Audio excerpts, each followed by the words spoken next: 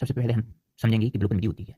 विलोपन का मतलब ही विलुप्त करना, विलोपन का मतलब हटाना। तो किसे विलुप्त करना? जैसे कि समीकरण में किसी एक चर को विलुप्त करना, एक्स चर को या वाई चर को, और विलुप्त करके दूसरे चर का मान निकालना, और उसके बाद जो दूसरा चर का माना जाए उससे जिस चर को विलुप्त किया गया हो उस चर का मान निकालना। जैसे कि यहाँ पर एक समीकरण दिया गया है 3x + 2y = 11, 2x + 3y = 4। अब इसको विलोपन की विधि से हल करने के लिए सबसे पहले हम क्या करते हैं, ये जो समीकरण दिया है इसमें x का गुणांक कितना है? 3, यहाँ पर 2 है, तो इस x को गुणांक को बराबर करते हैं। या तो y का गुणांक बराबर कर लें या x का। तो x का गुणांक बराबर करने के लिए क्या करेंगे, उसके लिए पहला जो है उसको समीकरण नंबर 1 मान लेंगे, पहले समीकरण को, दूसरे को समीकरण नंबर 2 मान लेंगे। अब यहाँ पर देखो, यहाँ पर हम x के गुणांक को बराबर करेंगे। इसके लिए समीकरण 1 में समीकरण 2 के x के गुणांक से, देखो समीकरण 2 में x का गुणांक कितना दिया है? 2 है, जो कि इस 2 का समीकरण 1 में गुणा करेंगे, तथा समीकरण 1 में समीकरण 2 में समीकरण 1 के x के गुणांक से गुणा करने पर समीकरण 1 में x का गुणांक कितना है? 3, तो 3 का गुणा समीकरण 2 में करेंगे। तो समीकरण 1 में 2 का और समीकरण 2 में 3 का गुणा करने पर, करके घटाने पर, तो इस तरीके से यदि समीकरण 1 में हम 2 का गुणा करते हैं तो दिया जाता है 6x 4y = y, यहाँ 2 का गुणा करने पर।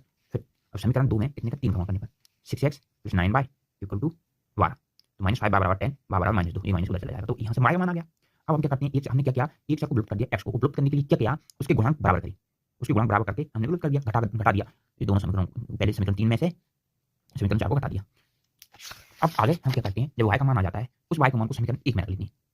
समीकरण 1 में भी रख सकते हैं और 2 में भी रख सकते हैं, हमने समीकरण 1 में रख लिया। समीकरण 1 कहता है, क्या है समीकरण 1, यहाँ से देख लेते हैं। समीकरण 1 है 3x + 2y = 11, तो ये समीकरण 1 है 3x + 2y, y का मान कितना? -2 = 11, 3x - 4 = 11, 3x = 11 + 4, 3x = 15, तो x = 5, 3 का डिवाइड कर देंगे, तो x = 5, y = -2। इस तरीके से हम दोनों मानों को निकाल लेते हैं। तो विलोपन विधि से करते क्या है, हम x और y के मान निकालते हैं, x और y के मान निकालते हैं, वही समीकरण का हल होता है।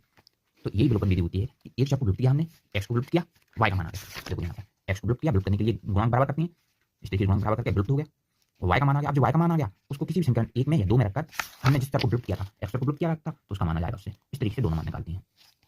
तो ये देख लेते हैं हम कई बार कि समीकरण में यदि माइनस दिया हो तो हम जोड़ भी सकते हैं उस समीकरण को, और यहाँ पर प्लस थे इसलिए हमने माइनस कर घटा दिया समीकरण को। और कभी कभार समीकरण कोई सा भी ऐसा भी देते हैं जिसमें हमें जरूरत ही नहीं पड़ती गुणा करने की, और इस तरीके से समीकरण के ऊपर निर्भर करता है कि हम उसे जोड़ते घटाते हैं, गुणा करते हैं नहीं करते, वह समीकरण को देखकर हमें पता लगाया जाता है। इस तरीके से हम विलोपन विधि से किसी समीकरण निकाल को हल करते हैं। इसका मतलब ये होता है कि x का या y का मान निकालते हैं। Thank you.